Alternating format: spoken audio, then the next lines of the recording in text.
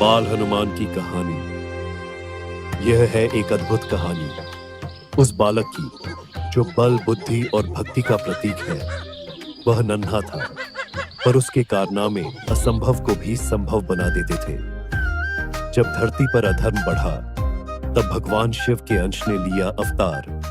मां अंजना की गोद में जन्मा एक दिव्य पुत्र, हमारा प्यारा बाल हनुमान। माँ, भूख लगी है, कुछ खाने का दो ना माँ। हाँ, ये लो बेटा, हनुमान फल खाओ। बहुत सारे फल है, आम, केला, नारियल। ये रोशनी कैसी है? माँ, मुझे वो वाला चमकदार फल खाना है। वो फल नहीं है हनुमान, वो तो सूरज है। फल तो ये रहे बेटा। नहीं, मुझे वही फल खाना है, वो लाल चमकदार रसीला लाल। मैं जा रहा हूँ माँ उसे खाने। रुको रुको हनुमान, नहीं तुम उसे नहीं खा सकते। नहीं, मैं जा रहा हूँ। अरे बाबा रे, देखा तुमने? ये क्या था? ये कौन है जो हवा में उड़ रहा है? मैं जा रहा हूँ दोस्तों, मुझे भूख लगी है। लो मैं चला सूरज को खाने।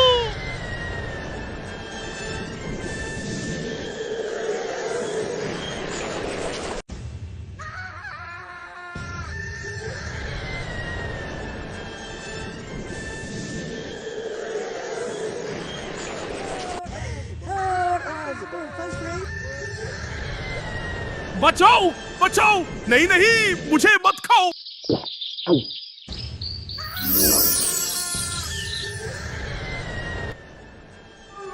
जब बाल हनुमान ने सूरज को फल समझकर निगल लिया, तो सारी धरती अंधेरे में डूब गई। लोग घबरा गए, चारों तरफ अफरा तफरी मच गई और उसका असर सीधे स्वर्ग लोक तक पहुंचा।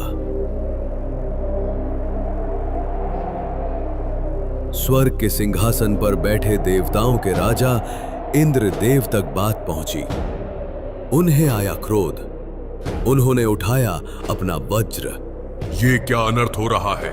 किसने सूर्य को निगलने का साहस किया? मैं इंद्र, स्वर्ग का अधिपति, अब शांत नहीं रहूंगा। वाह वाह, कितना स्वादिष्ट फल था।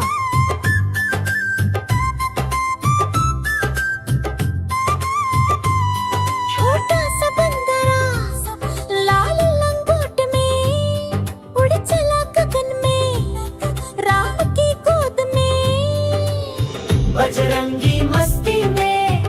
लेकिन वो नहीं जानते थे कि ये कोई साधारण बालक नहीं, ये तो वही हैं, महाशक्तिशाली हनुमान। मूर्ख बालक, अपने मुंह से सूर्यदेव को बाहर निकालो।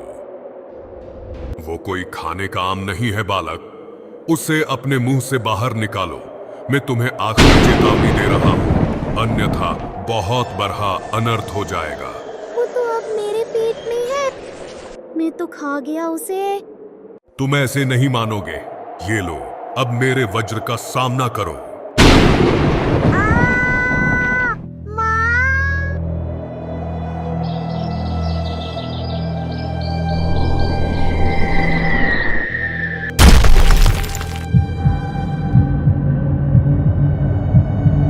ये सब आकाश में बैठे वायुदेव ये सब देख रहे थे, लेकिन जैसे ही इंद्रदेव के वज्र से हनुमान बेहोश होकर गिर पड़े, तो वायुदेव को बहुत गुस्सा आया। हनुमान, मेरा बेटा, मुझे कुछ भी करना पड़े, पर तुझे कुछ नहीं होने दूंगा पुत्र। ये सब देखकर पवन देव बहुत दुखी हुए। वो हनुमान को उठा के अपने साथ ले गए और उन्हें बहुत क्रोध आ रहा था। वो किसी भी तरीके से हनुमान को ठीक करना चाहते थे। पवन देव हनुमान को लेकर एक गुफा में चले गए। उनका क्रोध शांत नहीं हो रहा था। वो इंद्रदेव से बहुत क्रोधित थे। पवन देव ने वायुमंडल से सारी वायु खींच लेने की ठानी।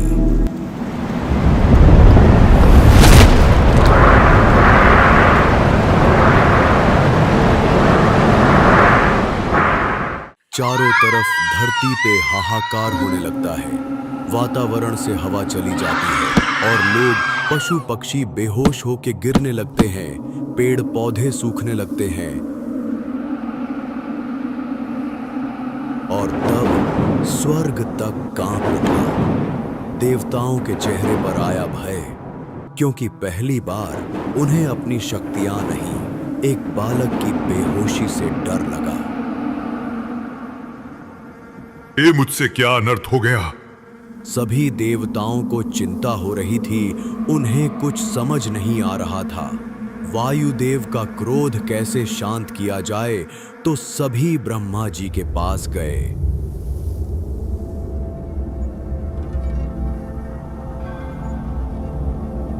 ब्रह्मा जी रक्षा कीजिए, रक्षा कीजिए ब्रह्मा जी, धरती को संकट से बचाइए, हमसे एक अपराध हो गया। हे देवगण, मैं जानता हूं क्यों तुम सब व्याकुल हो। यह केवल एक बालक नहीं, स्वयं महाशक्ति का अंश है। जब प्रकृति किसी संकट में होती है, वह ऐसे ही दिव्य बालकों को भेजती है जो भविष्य में धर्म की रक्षा करें। इंद्र का वज्र उसके शरीर को भेद न सका, क्योंकि वह वायुपुत्र है, परम तेजस्वी है। अब समय है उसे उसके सच्चे स्वरूप से विभूषित करने का। आओ, उसे वरदान दो, ताकि वह फिर से उठे और वही करे जिसके लिए वह जन्मा है। जाओ, पृथ्वी को फिर से प्राण दो। हमें जाने की आज्ञा दीजिए।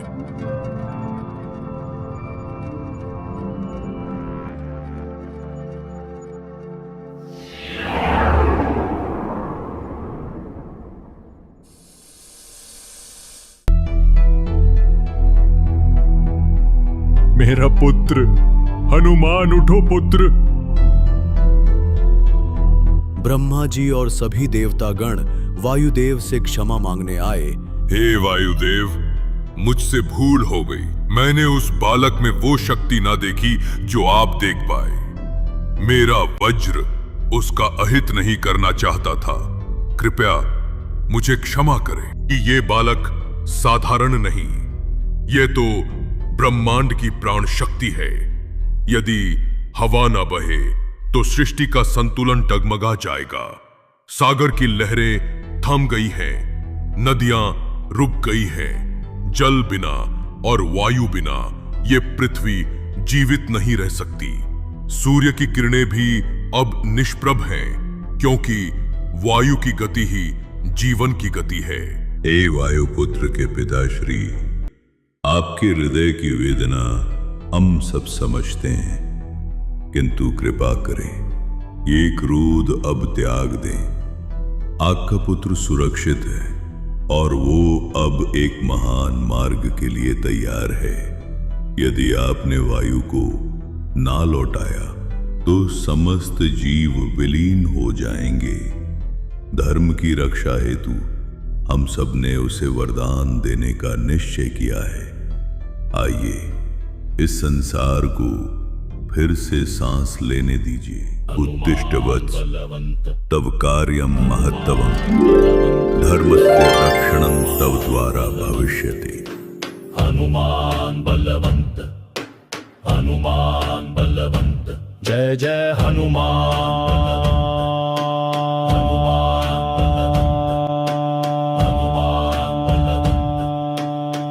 जय हनुमान बलवंत। हे वायुदेव, कृपया करके धरती पर वायु भेज दीजिए। हनुमान बलवंत। हे प्राणों की माता वायु, संसार को फिर से जीवन दो। जैसे ही वायुदेव ने अपने पुत्र के लिए रोकी हुई वायु को फिर से संसार में प्रवाहित किया, प्रकृति ने सांस ली। ठहरी हुई नदियां बहने लगी, पत्तियां फिर से हिलने लगी, और जो मनुष्य धरती पर गिरे पड़े थे, उनकी छाती फिर से उठने लगी। एक एक करके लोग उठ खड़े हुए। उनकी आंखों में जीवन था और हृदय में चमत्कार का अनुभव। यह सिर्फ हवा नहीं थी, यह प्राण था जो एक पिता की पीड़ा से निकला था और पूरे ब्रह्मांड को फिर से जीवन दे गया। उसने केवल शक्ति से नहीं, अपनी नम्रता से देवताओं का हृदय जीत लिया। जब ब्रह्मा जी ने उसे जीवन दान दिया, तब देवताओं ने जाना यह कोई साधारण बालक नहीं, यह वही है जो आने वाले युगों में धर्म की रक्षा करेगा। एक एक कर सभी देवता वरदान देते हैं। मैं इंद्र तुम्हें वरदान देता हूं, मेरा वज्र अब कभी तुम्हें हानि नहीं पहुंचा सकेगा, मृत्यु तुझसे दूर रहेगी। मैं सूर्यदेव तुम्हें अपना शिष्य बनाकर ज्ञान का समुद्र बनाऊंगा। 9 विद्याओं का ज्ञानी होगा, जिसमें सभी वेदों और शास्त्रों का ज्ञान शामिल होगा। मैं वरुण देव तुमको वरदान देता हूं, तू जल में डूबेगा नहीं, जल तुझसे सदा मित्रता करेगा। मैं अग्निदेव तुमको वरदान देता हूं, तेरा शरीर अग्नि में भी नहीं जलेगा, तू अग्नि सुरक्षित रहेगा। तू मेरी ही संतान है, हवा से भी तेज दौड़ेगा और तुझे कोई बांध नहीं सकेगा। मैं यमराज तुम्हें वरदान देता हूं, तेरे ऊपर मेरा दंड कभी प्रभावी नहीं होगा, कल युग के अंत तक तुम अमर रहोगे। तू अजय, अजर, अमर, बलवान और बुद्धिमान होगा, परंतु साथ ही विनम्र और भक्ति श्रेष्ठ भी। हनुमान, तुम अपनी इच्छा अनुसार कोई भी रूप धारण कर सकते हो और कहीं भी आ जा सकते हो।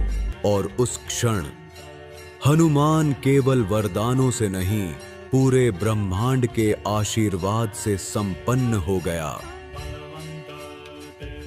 वरदानों से बलवान हुए बाल हनुमान अब और भी चंचल हो चुके थे। उनके भीतर ऊर्जा की कोई सीमा नहीं थी और जहां शक्ति हो वहां शरारत भी जन्म लेती है। अब वो पहले से भी ज्यादा शरारती हो चुके थे।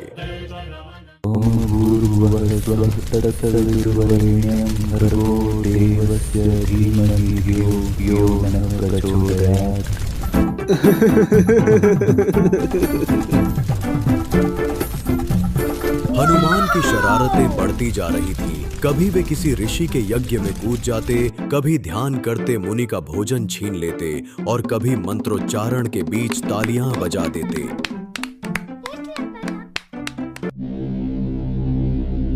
हे बालक, तुम्हारा आचरण अस्वीकार्य है, अतः मैं तुम्हें शाप देता हूं। जब तक कोई तुम्हें तुम्हारी शक्ति की याद न दिलाए, तब तक तुम अपनी सारी शक्तियां भूल जाओगे। श्राप के वो शब्द जैसे समय ही थम गया हो। बाल हनुमान, जो अभी तक हंसी और चंचलता का रूप थे, एकदम शांत हो गए। उनके नेत्रों से मासूमियत झांक रही थी, पर अब उनके भीतर छिपी शक्तियां जैसे किसी घने मेघ के पीछे छिप गई थीं। वो कुछ नहीं बोले, बस चुपचाप मुड़े और धीरे धीरे वन की ओर चले गए। उनके कदम भारी थे, न तो छलांग थी न उड़ान, मानो स्वयं भी भूल गए हों कि वे आकाश को छू सकते हैं। और यहीं से प्रारंभ हुई उस प्रतीक्षा की घड़ी, जब कोई उन्हें उनका सच्चा स्वरूप याद दिलाएगा। वो बालक जो अमर था, अब खुद को केवल एक साधारण वानर समझने लगा था।